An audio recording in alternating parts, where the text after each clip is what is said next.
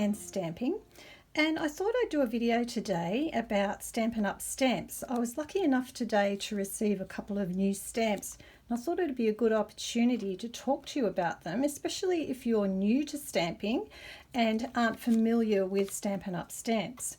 So in the front of our catalogue, you'll see that Stampin' Up have actually got some information about our stamps.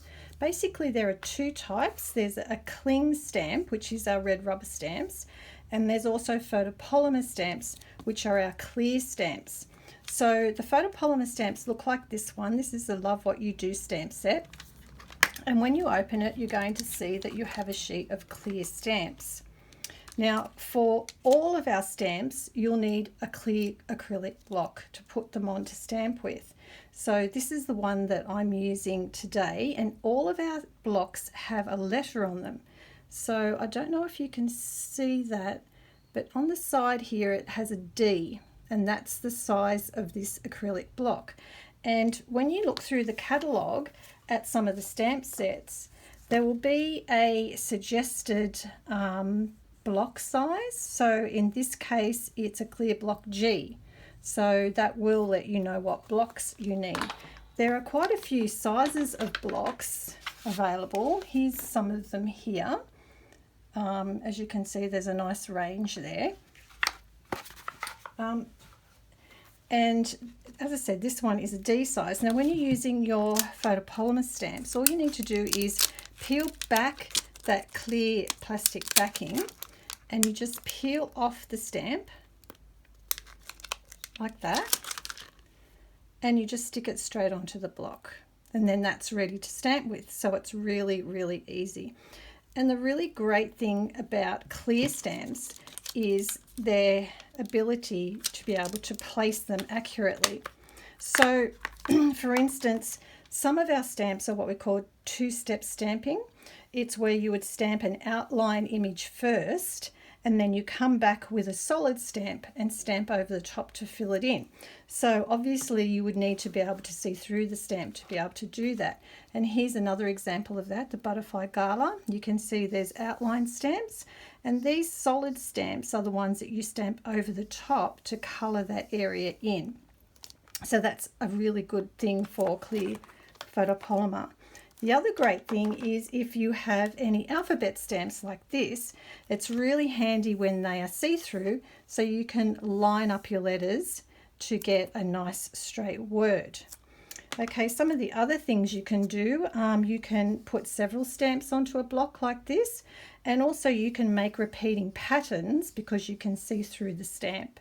So photopolymer are really handy for all of those reasons. But we also have our cling stamp sets, and this is the new one that I got today. I absolutely love it. I'm about to use it. It's called Wildly Happy. It's so cute. It's got beautiful images on it. And when you receive a cling stamp set, when you open it, you'll notice that there are a sheet of labels to put on your stamps.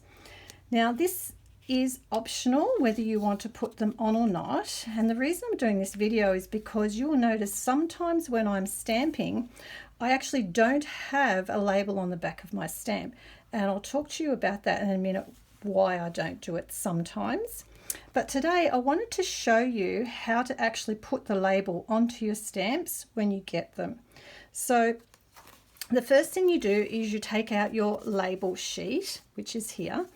Now you'll notice that there's a side that you can see easily and the other side not so much. Now on this side, I don't know if you can see, but there is a split in the paper backing, and this is the side you need to work from. So we might do this little panda bear. I think that will be good.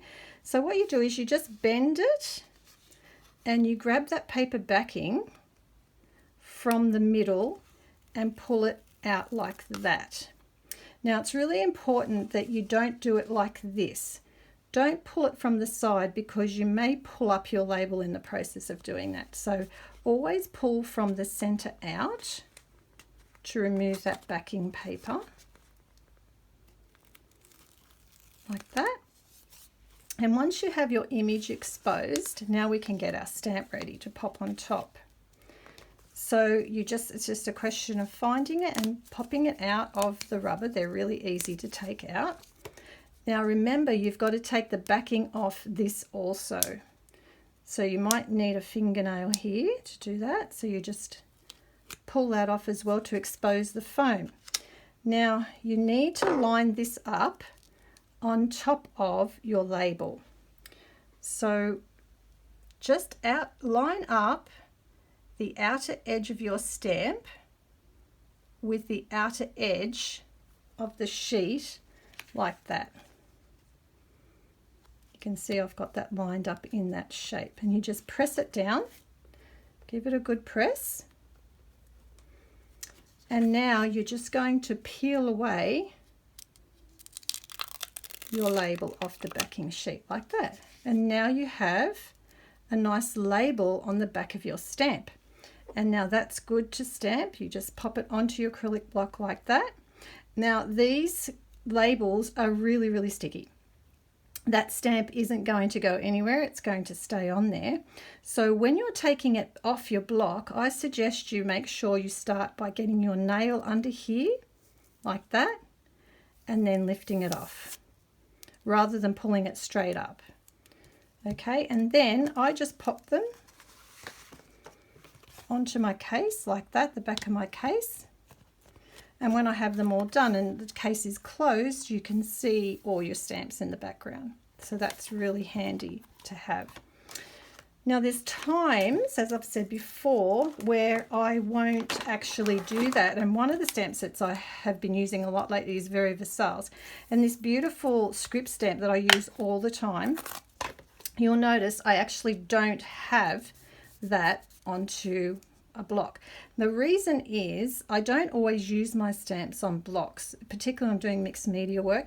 I'll often ink up my stamp, but I'll bend it like this when I'm applying it and stamping, because I don't want a full image. So I just find being able to bend my stamp is easier if I don't put the cling label on top. Now that will still stick to your block like that. So I find that I can do both, but it's not as secure as if you had your label. The other great thing about having labels, particularly when you have some sentiments, it's easier, I find, to line up if you actually put your labels onto the back of your stamps. It's just easier to line up the text. So I hope that helps you being able to put your labels on. As I said, it's up to you. It's optional. You can just not put them on, as I do sometimes like this, or you can pop them on and it will be a little bit more secure for you and also a little easier to line up.